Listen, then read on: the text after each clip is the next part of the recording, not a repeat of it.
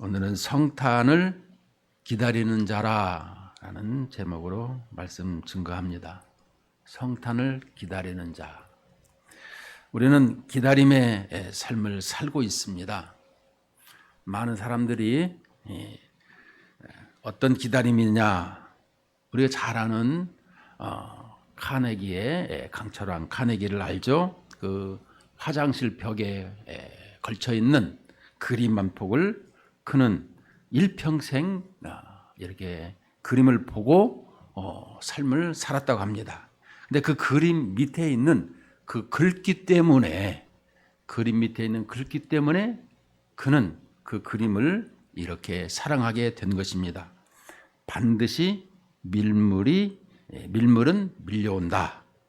그날에 나는 바다로 나아가리라 라는 것입니다. 그러니까 백사장에 이 나룻배가 하나 있고 거기에 노가 있는 그런 배인 것이죠.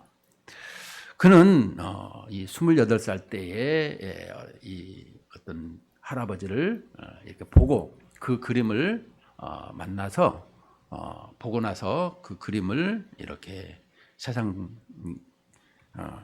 떠날 때 저한테 주시면 안 되겠냐 해서 그 그림을 돈을 주고 샀다고 합니다. 문제는 우리에게도 이렇게 반드시 이 기다림의 만남이 있더라라는 것을 설명해 주고 있습니다. 오늘 이 본문 속에서 보게 되게 되면 25절 말씀 속에서 우리에게 말씀합니다. 예루살렘에 시므온이라 하는 사람이 있으니 이 사람은 의롭고 경건하여 이스라엘의 위로를 기다리는 자라, 성령이 그 위에 계시더라. 우리는 먼저 오늘 이스라엘의 위로를 기다리는 자라라는 말씀을 성탄을 기다리는 자라라는 말로 이렇게 생각을 해봤습니다. 문제는 우리가 예수님이 이 땅에 오시게 되는 그때가 분위기가 어땠는가 한번 사회를 돌아보면 좋겠습니다. 그때의 분위기는 어땠느냐, 2장 1절에 거기에 대한 답변을 누가는 이렇게 기록하고 있습니다. 그때에 가이사 아구스도가 영을 내려 천하로 다 호적하라 하였으니, 그때라는 것은 예수님이 탄생할 때에 그 분위기를 설명해 주고 있습니다. 그때 가이사 아구스도, 우리는 이 가이사 아구스도 하면 그냥 이렇게 지나가는 것을 말하고 있지만 그렇지 않습니다. 그 당시에 우리는 로마의 역사를 1000년 역사를 볼 때에 로마 역사를 보게 되면 이 가이사 아구스토는 가이사 율리우스의 이 아들인 것이죠. 그러니까 가이사 율리우스가 아들이 없어 죽게 암살되기 전에 유언을 썼는데, 그 유언이 바로 자기의 조카, 여동생이죠. 여동생이 조카 옥타비아누스가 있는데 그 옥타비아누스를 이렇게 자기 후계자로 삼은 것입니다. 물론 나중에 안토니우스와 싸움에서도 이기면서 온전하게 되었지만은, 문제는 이 옥타비아누스가 자기를 아구스도라 이렇게 칭한 것입니다. 근데 이게 스스로 칭한 것이 아니라 그것을 이미 원로원이라고 하는 그 원로원에서 이 부분을 만장일치로 부르도록 이렇게 행하였다라는 것입니다. 그러니까 아주 고단수의 정치가인데 이렇게 좀 나쁜 말로 얘기하면 이렇게 가면을 쓴 배우였더라라고 표현할 정도로 그는 이런 부분을 가지고 있었어요. 이 아구스도라라는 이 단어를 보게 되게 되면 신의 아들, 그러니까 신의 계시를 통해서 위탁되거나 지목된 사람, 지목된 존재라라는 것입니다. 그러니까 아구스도는 신의 계시를 통해서 위탁되거나 지목된 존재다라는 것인데, 다시 말하면 신의 아들이 이게 되는 길이다라는 것입니다. 그러니까 그 전에는 이렇게 집정관 원로원 제도를 가지고 로마가 움직였지만 이때부터는 독재적인 것이 되는 이제 황제가 되는 것을 말하고 있는 것입니다. 그러니까 그 전에는 그 모든 것이 다 원로원 중심으로 이것이 전 세계를 움직여졌었는데 혼자 하나님의 아들로서, 그래서 부르는 것이 무엇입니까? 가이사는 우리의 주님이십니다 라는 그 말을 인사하는 그 시대에 만왕의 왕께서 이 땅에 오시게 되었더라 라는 것을 누가는 강조하고 있는 거예요. 그리고 2절 말씀에서 보면 이 호적은, 그러니까 이제 영을 내려서 호적하라고 이 아구스도가 있는데, 이 호적은 구레뇨가 수리아 총독이 되었을 때에 처음 한 것이라. 이 구레뇨는 누구냐면 이 수리아의 총독, 그러니까 갈릴리 위에 보면 시리아 땅이 있죠.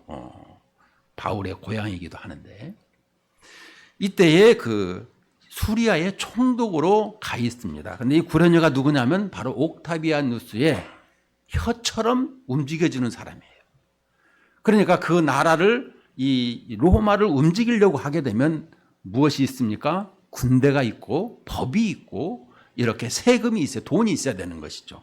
근데 이 부분을 이렇게 담당했던 사람인데 바로 호적을 하게 되었더라라는 것입니다.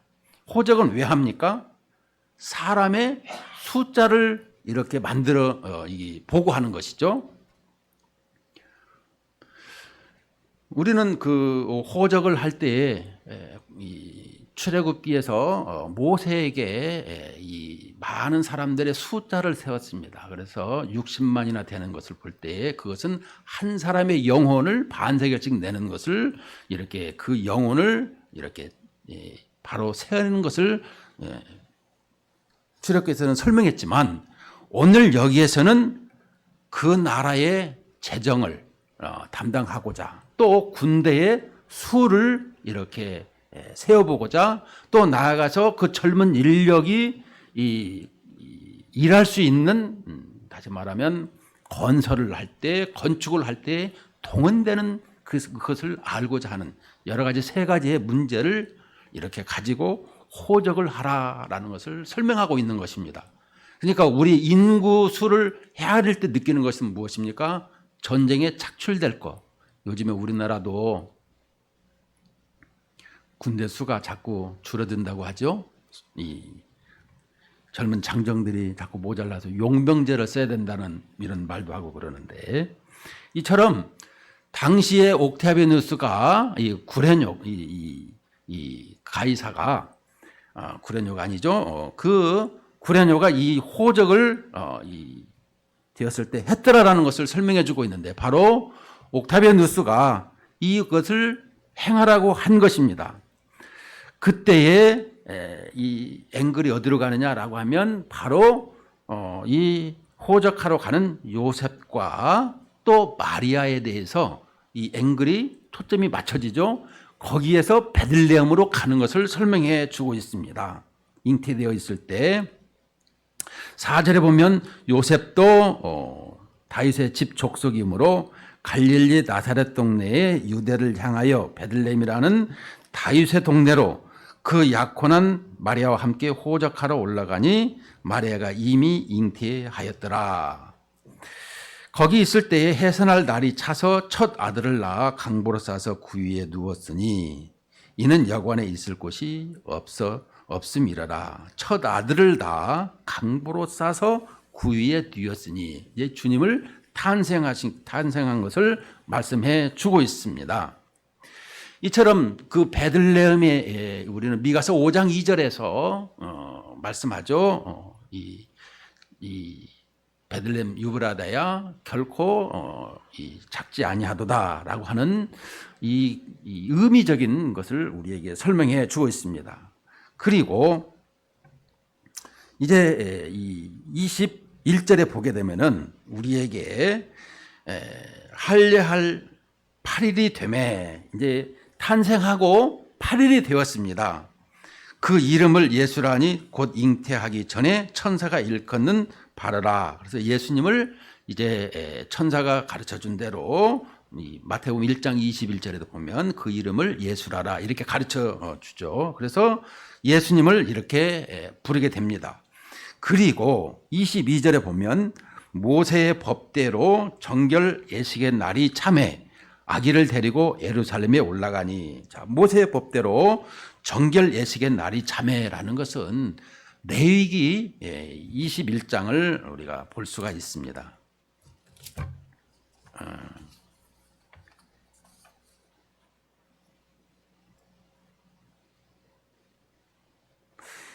레위기에 우리에게 보게 되면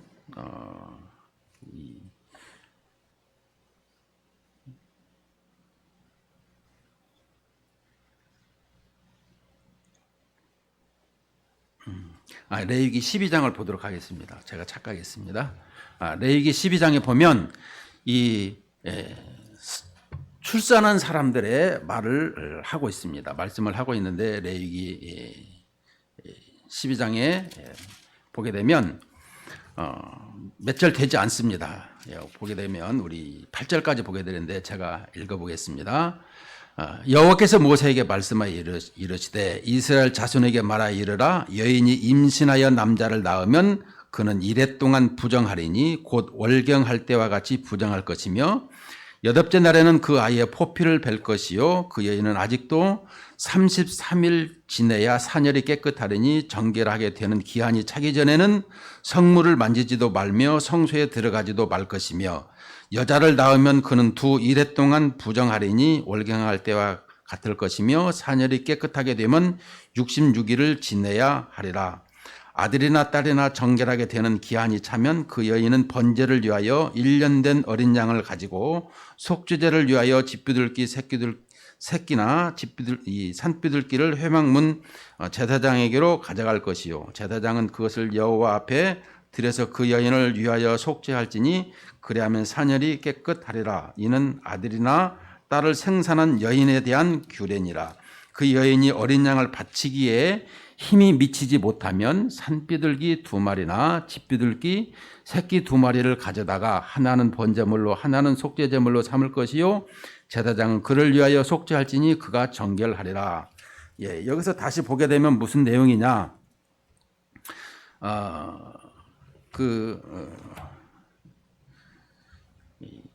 22절에 보게 되면 이 모세의 법대로 정결 예식의 날은 이미 8일의 할례가 지났어요. 8일째 할례가 지나고 남자아이를 낳으면 40일이 지난 다음에 성전에 들어가는 거예요. 그러나 여자를 낳으면 80일입니다. 두 번째로.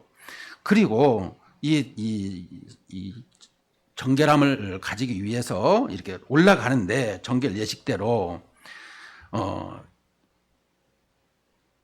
23절에 이는 주의 율법에 쓴 바 첫 해 처음 난 남자마다 주의 거룩한 자라 하리라 한 대로 아기를 죽게 드리고, 이제 이렇게 아들을 낳아서 40일째에 성전에 올라가는데 주의 율법에 말씀하신 대로 산비둘기 한 쌍이나 혹은 어린 집비둘기 둘로 제사하려 함이더라.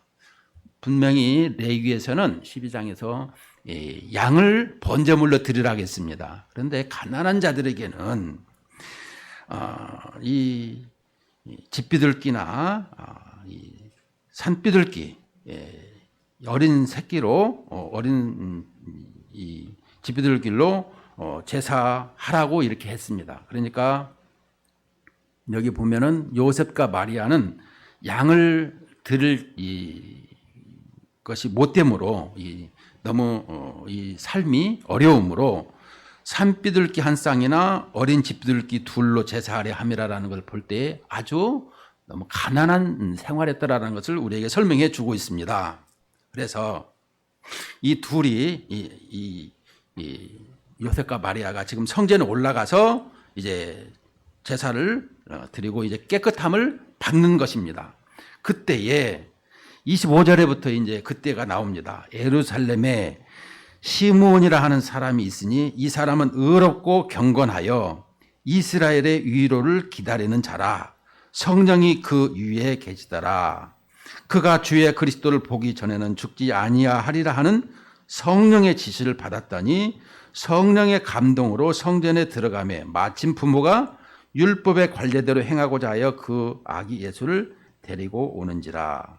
시므온이 이 아기를 안고 하나님을 찬송하여 이르되, 이처럼 주님의 탄생을 설명하고 있는데 바로 이 시므온이라고 하는 사람이 기다렸다라는 것이죠. 이 성전에서. 근데 이 사람은 어떤 사람이냐? 의롭고 경건하였더라. 지난 시간에 의로움에 대해서 제가 말씀을 했습니다. 의로움에 대한 것을 우리는 볼 때에 어떤 사람이 의롭냐? 바로 하나님의 말씀을 붙잡고 있는 사람이다라고 설명해 주었습니다. 요셉도 의롭다 하였고, 오늘 보니까 시므온이 있고, 또 여기에 보면 안나가 있습니다. 36절에 보면 선지자가 있습니다. 보게 되면 또 우리가 신약에서도 사도행전 10장에 보면 고넬료도 의롭다라는 칭송을 받았던 것이죠. 그런데 이 의롭다고 하는 것, 우리가 늘상 얘기하지만 그 신분을 설명하고 있다고 했어요. 의롭다고 하는 것은 이 명사적으로 얘기하면 신분이요, 또 형용사로 말하면은 태도를 설명한다 그랬어요. 그의 살아가는 태도가 어떠한 삶이냐라는 것을 지금 말하고 있는데, 그 다음에 나오는 말이 뭡니까? 25절에 보면 이 사람은 의롭고, 이 신분으로 항상 태도가 하나님의 말씀에 이렇게 가까이서 살아가는데 그는 경건하였더라라는 것을 설명해 주고 있습니다. 우리는 이 경건에 대해서 생각할 때 우리가 경건회로 예배를 드립니다. 학교 가면, 신학교 가면 이 채플 시간에 경건회가 있죠. 이 하나님 앞에 예배 드리는 것이다, 이렇게 설명해 주고 있는데, 우리는 여기에서 볼 때마다 느끼는 것이 무엇입니까? 경건이라는 말을 좀 더 우리는 쉽게 대화를 했으면 좋을 것 같습니다. 우리는 조금 더 이제 신학적인 문제를 보게 되면 항상 사실에 근거한다. 경건에 대해서 얘기할 때 이 세 가지를 말할 수 있는데, 역사적이고 사건적이고 사실적인 것. 다시 말씀드리면 역사적이고 사건적이고 사실적인 것인데, 이것은 인간의 심리나 종교적 본능이 아니라 깨끗한 사실에 근거한 것이다. 경건하게 살아가는 사람. 두 번째는 약속에 근거한 것이다 라는 것입니다. 그러니까 하나님의 약속에 근거하는 생활이라는 것입니다. 주관적인 욕망이나 본능적 필요에 의한 것이 아니라 객관적 사실인 약속, 구원의 약속에 근거한 삶인 것입니다. 바로 아브라함이나 모세나 다윗에게 약속한 것을 우리는 이 약속을 믿고 기다리는 신앙생활이다라는 것을 설명해 주고 있습니다. 세 번째로는 약속의 성취에 근거하고 있다라는 것입니다. 무지개처럼 미래가 아니라 이 약속은 반드시 성취되는 것으로 현실적이고 현세적으로 나타나는 것이다 라는 것입니다. 그러니까 구체적 체험에 근거하며 보다 먼 약속을 믿는 것인데, 성령은 이것을 증거하여 주고 있더라, 이 말씀을 하고 있는 것입니다. 우리는 이렇게 사실의 약속에 또 성취에 이것을 근거하고 있지만, 그러나 좀 더 그것이 이 피부로 와닿는 그런 이 기다림, 또 경건, 이것을 우리는 보았으면 좋겠습니다. 이것은 무엇이냐? 이 경건이라고 하는 것을 보면 이 유람바노, 그런데 이 유라는 것은 바로 이 경건에서 베리스라라는 말인데 더 좋은 것을 선택하다, 붙잡다라는 것을 설명해 주고 있습니다. 그러니까 우리의 신앙생활에서 경건하여 할 때는 더 좋은 것을 선택하여 붙잡더라라는 것을 설명해 주고 있는 것입니다. 자, 그것을 빌립보서 3장 12절, 13절, 14절에 보면 사도 바울은 이렇게 고백했습니다. 내가 이미 얻었다 함도 아니요 온전히 이루었다 함도 아니라 오직 내가 그리스도 예수께 잡힌 바 된 그것을 잡으려고 달려가노라. 형제들아, 나는 아직 내가 잡은 줄로 여기지 아니하고 오직 한 일, 즉 뒤에 있는 것은 잊어버리고 앞에 있는 것을 잡으려고 표대를 향하여 그리스도 예수 안에서 하나님이 위에서 부르신 부름의 상을 위하여 달려가노라. 이렇게 말하고 있습니다. 그러니까 더 좋은 것을 향해서 목적을 가지고 나아가는데 항상 하나님이 위에서 부르신 그 부름의 상을 위하여 달려간다라고 하고 있습니다. 자, 우리에게 이 부분을 좀 더 이렇게 쉽게 하는 대목이 하나 있습니다.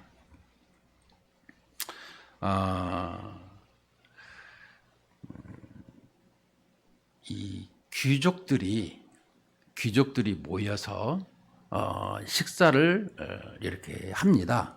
식사를 하고 난 다음에 그들이 이렇게 쉼을 가지려고 할 때에 무엇을 합니까? 귀족들이니까 말이 있지 않습니까? 그 말을 타고 이 사냥을 나가게 됩니다. 사냥을 나갈 때에 그들에게 사냥할 거 하나씩을 가지고 나가게 되죠. 창이나 활이나 또 칼이나 이것을 가지고 나가서 자기가 잡아오는 것을 가지고 게임을 하는 것이죠. 이것이 이제 귀족들의 쉼을 노는 것을 설명해 주고 있는데, 자, 그런데 그들이 창을 들고 활을 들고 가는데 앞에 이렇게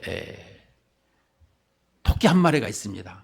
근데 토끼를 잡으려고 창을 던지려고 할 때 그 옆에 아주 큰 노루가 있습니다.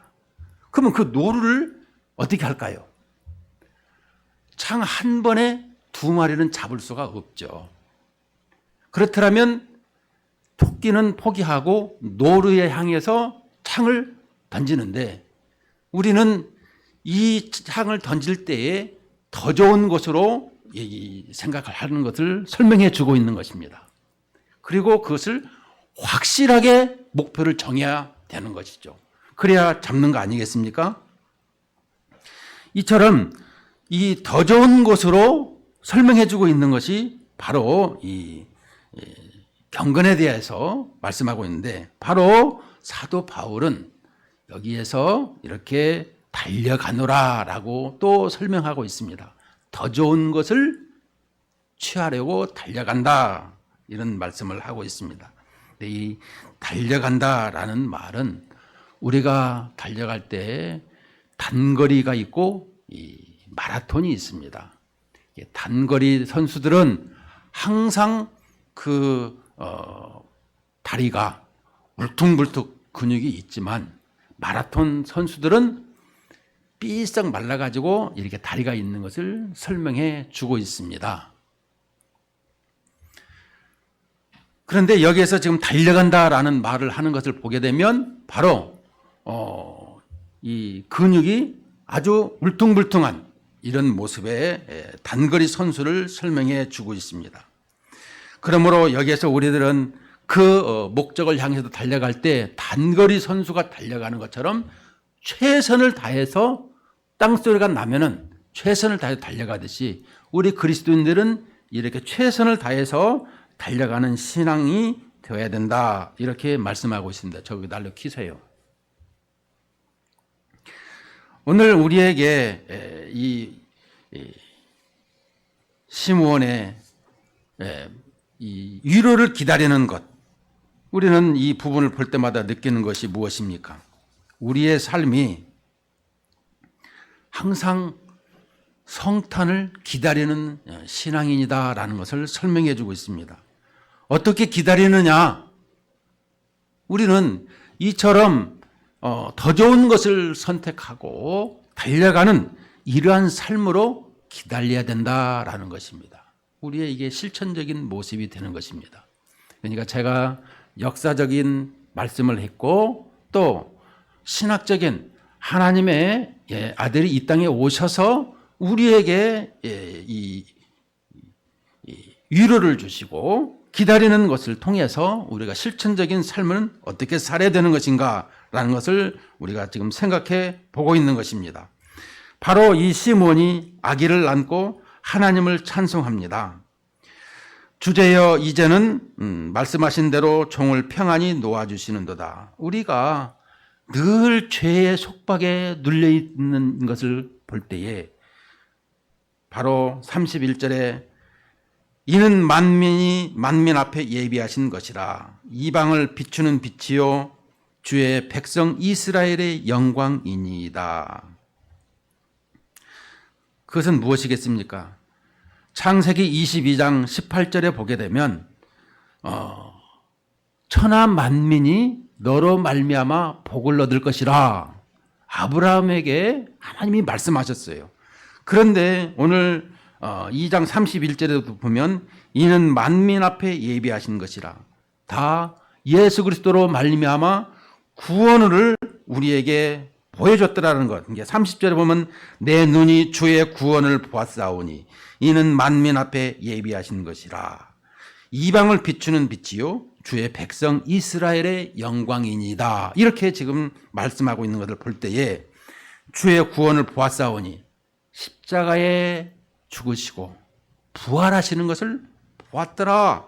그리고 이는 만민 앞에 다 믿도록 예비한 것이다 라는 걸 지금 설명해 주고 있죠.